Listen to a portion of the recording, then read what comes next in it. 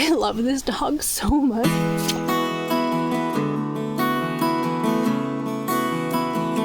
Our hope with him is that we'll be able to go on long, awesome winter hiking, camping trips, and have him help to pull some of the gear. Plus, it's just a really fun activity that helps with exercise. It's really cool because we actually don't need to treat him while doing sled dog stuff.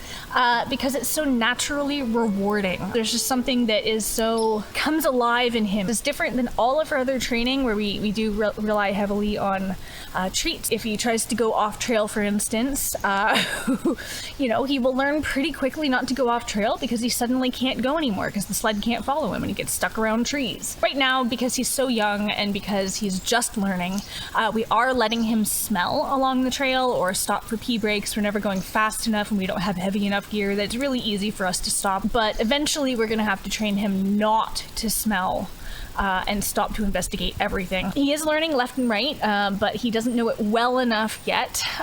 So right now we're just doing the same trail, same direction every day. We're doing short but frequent training sessions with that so that he doesn't get bored. And we're keeping to the same trail largely so that he can just develop a sense of confidence in terms of he knows what's going on, he knows what he's supposed to do, and it really is getting better every day. You're such a good boy. Thank you.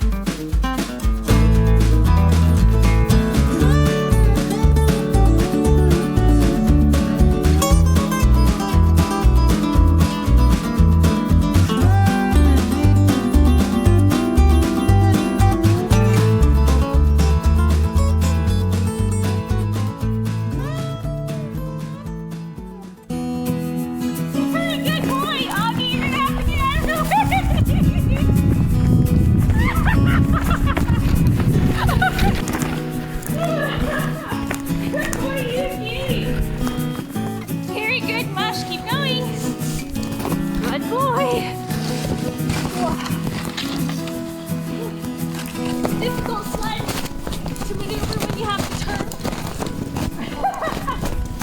Keep going, keep going. Alright, let's run! Yes, and stop to go pee. Good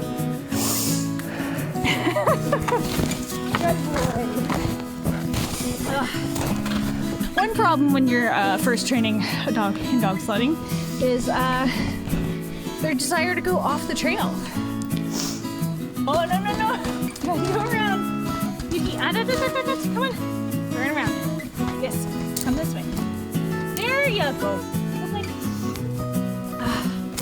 So at the moment, we're trying to keep the training fun, which means in the middle of the ride, we let him run around and explore and smell and investigate and do whatever he needs to do. One day he's certainly going to be asked to work with a little more responsibility than he has now. But at the moment, this needs to remain fun in order to continue being good training. So last but not least, we didn't get any footage of the harness going onto Yuki, which is a process. But we're going to show you in reverse. Yuki, we're going to take it off. Come here. All right, so first things first, bring that up. And we got to get his paws through the harness because it does not buckle up. Yuki, can you come this way? Good boy. Yeah, see, he knows already to bring his paw up. And then this is the part that's interesting. Pull it off like this, and then all this fluff. This harness has to sit as close to the skin as possible. So in order to get it off, you kind of end up a bit like a monkey grabbing something inside of a jar and unable to pull it out. If you try to pull it off without removing the fluff from under. So, not the biggest fan of this process, but he is very tolerant, as you see. Good boy. And then once you have as much fluff out as possible, then it comes off relatively easy. And tug. And he can slip right out. Good And his hair boy. looks fabulous. As with anything in the bush, you want to make sure that you dry your gear inside, especially by a heater or a fire. So we're gonna go do that now.